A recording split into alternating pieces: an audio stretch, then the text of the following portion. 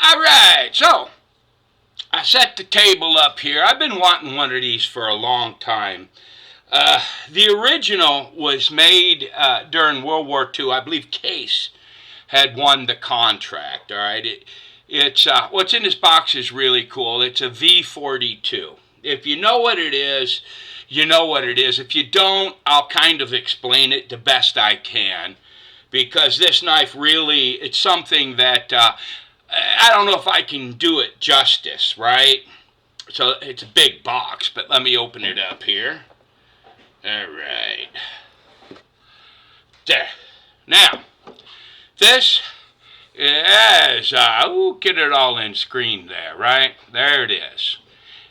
This copy is made by BOKER, and I'm just grateful to have one because I'm not rich. I cannot afford an original. All right, so that's out of the question. These are probably the most collectible, wanted knife of the World War II era, okay?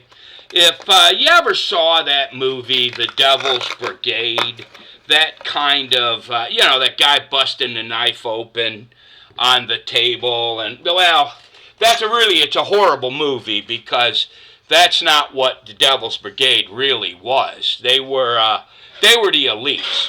Now, most people in World War II would have carried a knife like this or the bigger Marine Corps version of it. I never particularly liked the Marine Corps or the Army version because they're too long, in my opinion, and because they have a rat tail tang, it's a smaller tang. Let me see it right there? That's all that runs through here. Okay, so it's a full tang, but it's a very small. And on the bigger knives, it bends right through here, okay? Now, these were designed for utility knives and such. And, it was a really good companion for, the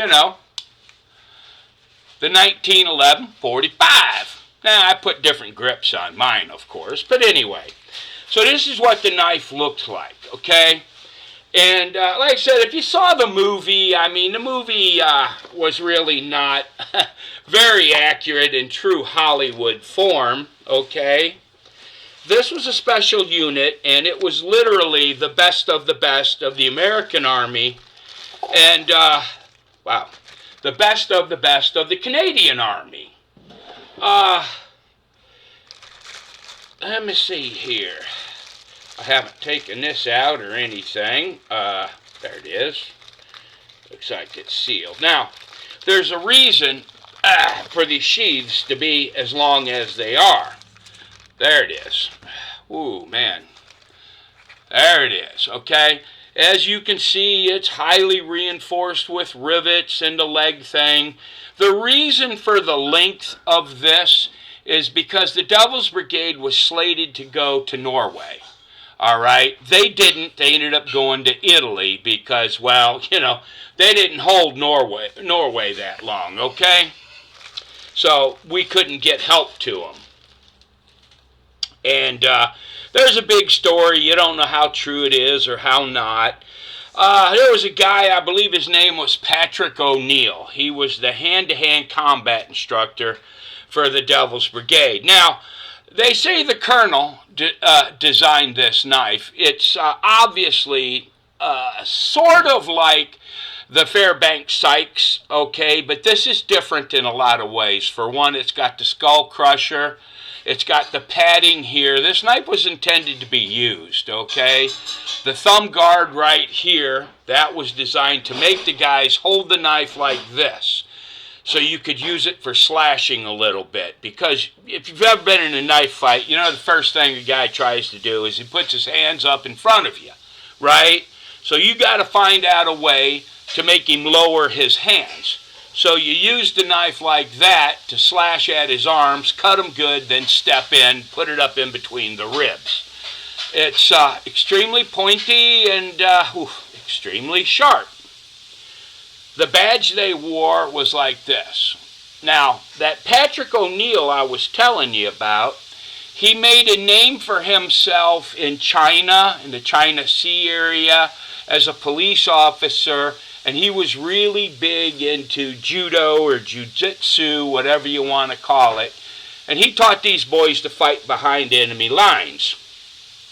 Now, they were the terror of Italy. They fought behind the lines. It was a very small brigade, wasn't that large. And the Germans gave them a few names, the Blackface Devils, right? And somehow it became the Devil's Brigade out of that. But when you're reading, most of the Germans would have called them the Blackface Devils because they painted their faces black because they fought at night. I've been trying to get one of these for quite a while, and I finally found one. And I'm just thankful to have it because no one else makes a true replica. What is it? It's SJ5 steel. It's akin to probably high carbon steel, you know, 1990, yeah, and yeah, so it's akin to that. So you'll have to oil it and stuff. I mean, this is not a knife that I would ever use in any way, shape, or form. I just want it for display. But yeah, it's a very interesting knife. After World War II, they broke up the 1st Special Forces group, right? And after that, they didn't make these knives. So they're highly collectible because, you know, there weren't that many of them in the brigade, right? So it's really a nice knife. And like I said, I'm just really thankful to have one. I've been trying to get one for quite a while. There's no way, like I said, I could get the original. The collector value is just too much. But yeah, it's just a tidbit. I figured I would share it, kind of like an unboxing. I just got it in today. But yeah, this is kind of really cool. Kind of like these knives like this, you know. A lot of people have copied it. You know, here's your good Glock knife, right? And as you can see, it's similar. From what I understand, this knife was just a little bit longer than the Fairbanks Sykes. Common complaints about the knife, if I'm correct from my reading, was it was useless for anything other than, well, what it was designed for. And that was like that for a reason. You know, so that was it. I mean, this knife was designed to kill, nothing else, right? But like I said, I'm just really cool. I'm really glad, and I like how they stuck in the nostalgia stuff, right? This will look good in the display. It gave me a sticker and a patch. I love the patch, right? But anyhow, God bless. I hope you liked this little short video because I really did. All right, God bless. Goodbye.